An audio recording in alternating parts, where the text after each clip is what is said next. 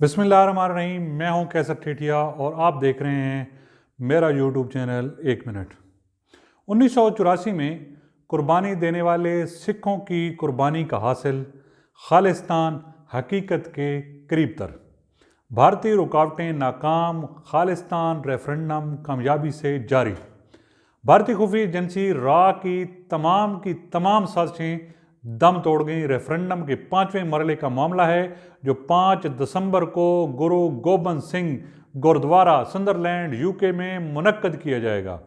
अगरचे भारत ने सिखों के आज़ाद वतन के लिए होने वाले रेफरेंडम के खिलाफ सख्त तरीन मुकाबला किया, लेकिन अमेरिका में कायम एक तंजीम सिक्स फॉर जस्टिस की तरफ से शुरू की गई इस मुहिम, जो खालिस्तान के क़याम के लिए पंजाब की भारत से अलहदगी की हिमायत करती है, नतीजा खेज साबित हुई है।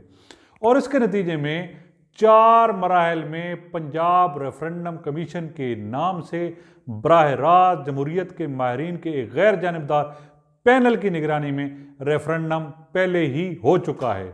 इस साल 31 अक्टूबर को शुरू किए गए पिछले 4 मरहलों में रेफरेंडम को ज़बरदस्त रद्द-ए-अमल मिला है। इसी तारीख को जब इस वक्त की भारतीय वज़ीर-ए-आज़म इंदिरा गांधी को उनके 2 सिख मुआवज़ों ने ऑपरेशन ब्लू स्टार को दबाने के लिए फौजी कार्रवाई का हुक्म देने पर कत्ल कर दिया था। 1984 में सिखों की आज़ादी की तहरीक SFJ के मंसूबे के मुताबिक, जिसकी पैरवी इंग्लैंड ने की, सिख मुख्तलिफ ममालिक बशमूल अमरीका, कनाडा, ऑस्ट्रेलिया और पंजाब के इलाकों में रेफरेंडम के इसी तरह के मराहल का एहतमाम करेंगे। खालिस्तान रेफरेंडम ने भारतीय एस्टेब्लिशमेंट को सिखों के साथ इम्तियाजी सलूक ख़त्म करने और उन्हें उनका पैदाइशी हक़ आज़ादी दिलाने का सख्त पैगाम भेजा है। इस इक़दाम से नाराज़ नरेंद्र मोदी की क़यादत वाली भारतीय हुकूमत ने रेफरेंडम को रोकने की भरपूर कोशिश भी की। हिंदुस्तान को उस वक्त बड़ा मायूसी हुई जब इस हकीकत के बावजूद कि उसके कौमी सलामती के मुशीर NSA अजीत डोवल ने SFJ के खिलाफ हिंदुस्तानी तारकीन वतन के दरमियान अलहदगी पसंदी को फ़रोग़ देने की कोशिश के लिए कार्रवाई करने में हिचकिचाहट का मामला बरतानिया की हुकूमत के साथ उठाया था। बरतानिया ने मुंतज़मीन को इजाज़त दी। रेफरेंडम कराने के लिए इतनी शर्मिंदगी के बावजूद नई दिल्ली ने बरतानवी हुकूमत को एक डोजियर भेजा, जिसमें एक बार फिर इल्ज़ाम लगाया गया कि खालिस्तान के लिए रेफरेंडम के पीछे पाकिस्तान का हाथ है। लेकिन इसकी तमाम कोशिशें नाकाम हो गई हैं। खून में लथपथ सिख बरादरी की भारत के खिलाफ एक आज़ाद वतन के लिए जद्दोजहद पर पुरअज़्म और काफ़ी तवील है। बरसों से ये हल्की आंच पर उबल रहा है, लेकिन अब सिख मुतहद हो गए हैं और वो खालिस्तान के क़याम के लिए खुली जंग लड़ रहे हैं।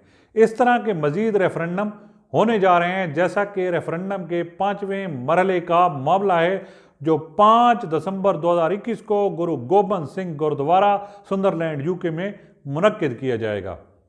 लंदन में खालिस्तान रेफरेंडम का ऐसा असर हुआ कि भारतीय जनता पार्टी की हुकूमत के खिलाफ हज़ारों सिखों को भारत और यूरोप और अमेरिका में ये देखकर वज़ीर-ए-आज़म नरेंद्र मोदी 3 मुतनाज़ा जो किसानों के कवानीन हैं उनको मनसूख करने पर मजबूर हुए हैं।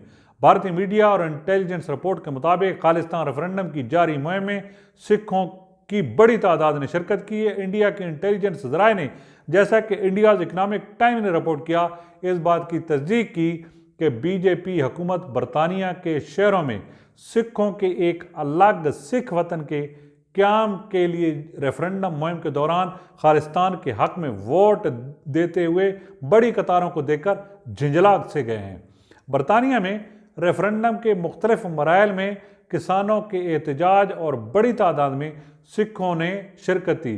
अब ये बात बिल्कुल वाज़ेह हो गई है कि सिखों की एक बड़ी अक्सरियत ये समझ चुकी है कि खालिस्तान नामी एक आज़ाद रियासत के क़याम के ज़रिए ही वो कामयाबी के साथ मुल्क को आगे बढ़ा सकते हैं।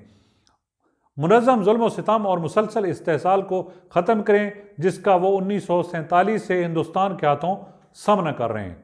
सिखों के नौजवान नस्ल ने जिस मुनज़्ज़म अंदाज में इस रेफरेंडम में हिस्सा ले रही है, इससे लगता ये है कि खालिस्तान अब ख्वाब नहीं हकीकत है और हकीकत के बहुत करीब तर है। भारतीय हुकूमत की बौखलाहट अरूज पर है और वो इस रेफरेंडम को किसी भी तौर रोक नहीं पा रहे। कौमी सलामती के इदारों ने हुकूमत को वाज़ेह अंदाज में बता दिया है कि सिख जिस अंदाज में मुनज़्ज़म हो रहे हैं उनका रोकना नामुमकिन नजर आया और 1984 में कुर्बानी देने वाले सिखों की कुर्बानी का हासिल खालिस्तान हकीकत के करीब तर होता जा रहा है। इंडियन सिक्योरिटी हुकाम ने मोदी की पॉलिसियों पर तहफ़्फ़ुज़ात का इज़हार करते हुए कहा कि मोदी की पॉलिसियों की वजह से अक़लियतों में बेचैनी पाई जाती है और अक़लियतें मुत्तहिद होती नजर आती हैं। उन्होंने कहा कि किसान तहरीक के सामने अगर मोदी ने घुटने टेकने ही थे तो ऐसे कवानीन बनाने की ज़रूरत ही क्या थी। बहुत बहुत शुक्रिया, मेहरबानी।